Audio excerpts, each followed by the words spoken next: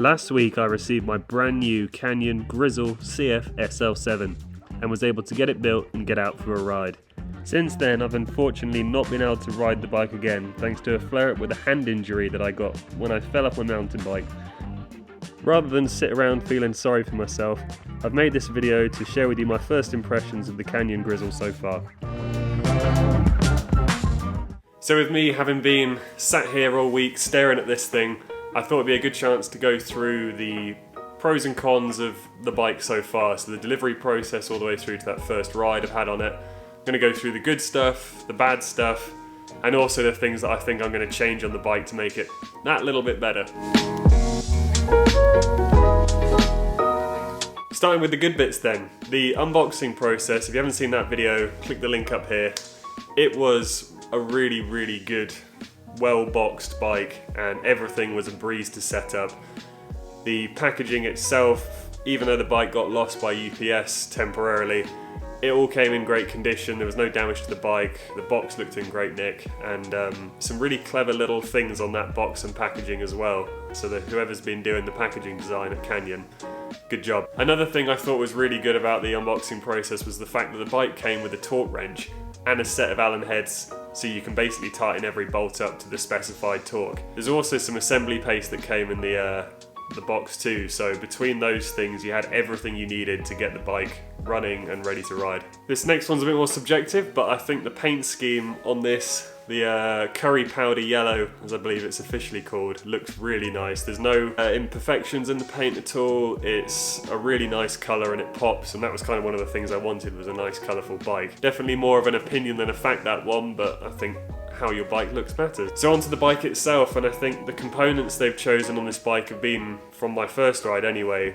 good. The Schwalbe G1 bike tyres, I think they're less aggressive than some other gravel tyres, but this means that they have a really good rolling resistance. I mean really good as in you don't feel like you're being dragged back by the tyres even when you're riding around on the road. So it's nice to have that compromise of knowing you can still go off-road, and it also rolls pretty well too. They're also tubeless ready, so that means that if you do want to swap the bike out to be tubeless, put some sealant in there, it's all good to go. The other thing I was unexpectedly surprised by was the comfort of the saddle that came with the bike. It's a Celitalia. I'm not sure of the model because I don't think it has it written on it anywhere, but I've had some pretty bad saddles that have come with bikes in the past, and this is a fairly modern shape. It's got a cutout. It's a good profile compared to some of the other saddles I regularly use to sit on. Obviously, everyone has different preferences on saddles, but for me, I've been pleasantly surprised. So then, it can't all be perfect. There were a few things that weren't so good with the bike and the buying experience from Canyon. The choice of carrier for the UK is UPS, and it was a faff. I ordered the bike. It was meant to come in the middle of October, and then, I mean, it seems pathetic to be complaining about, but it was then going to arrive middle of September. So it was like, cool, great, it's coming sooner. Might need to now plan to be in when the bike arrives so that I don't obviously have to miss the parcel coming. But then the actual day that it was scheduled for, I couldn't be in. So I did then reschedule the bike to come at another date. What then happened was a complete breakdown in communication. The bike ended up going to a few different depot centres. The date that I rearranged it to came and passed without the bike arriving. And then out of the blue one day, naturally when I wasn't up in town buying some lunch, the bike arrives on the doorstep, so I had to run back from the middle of town to pick the bike up. And run for it, Charlie! Run straight home and don't stop till you get there! Luckily my neighbour was in, so I managed to hold on to it until then, but UPS, not good. The other thing that was a cause of a lot of frustration on the first ride was the fact that the gears out of the box were not indexed well at all.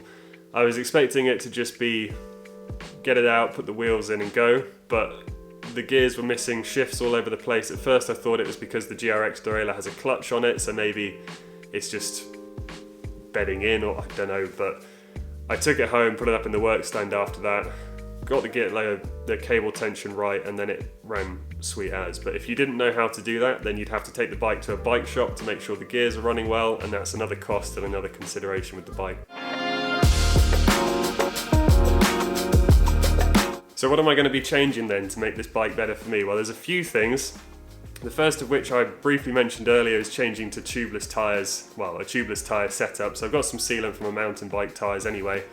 I'm going to give that a go. I'll put that in another video because I think that'll be a useful process to go through for a gravel bike. I've done it for a mountain bike, but it's different pressures, so I'm interested to see how that works. The other thing I'm keen to do as well, I do it on all my other bikes because it just saves so much mess, lasts longer, less wear. Wax chains. I'm going to get the drivetrain all stripped down of the grease that came with it and then put a wax chain on because I think they're just better, to be honest. Finally, the other thing, obviously you buy the bike frame size that you think is going to fit you best, but then obviously the bike comes and it can't be perfect for everyone. So I think I've got a bit of tweaking to do with the position, so different stem lengths. I might go and get a bike fit on this, being as I'm going to be spending a fair bit of time. More so thinking about changing the pedals to some Garmin, the mountain bike power pedals for this. So there's a few things just around position and fit, which I'd suggest anyone who buys a new bike should do. It's very unlikely it's going to fit you perfectly out of the box, but that's going to be an ongoing iterative process to get it perfect. So there you go. Quick summary of my thoughts on the bike so far. I've been really impressed and I'm keen to give you another update, kind of a more longer term update once I've been able to put some miles on this thing. I'm still out of action for another few weeks with this hand injury, so that's going to have to wait. If you've got any questions about this bike or you're thinking about buying it yourself, stick those down in the comments. I'm happy to answer. I reply to every single comment, so anything you want to know, put it in there and I will get back to you. If you've enjoyed watching the video, don't forget to leave it a like, subscribe if you're new around here, and I'll see you in the next one.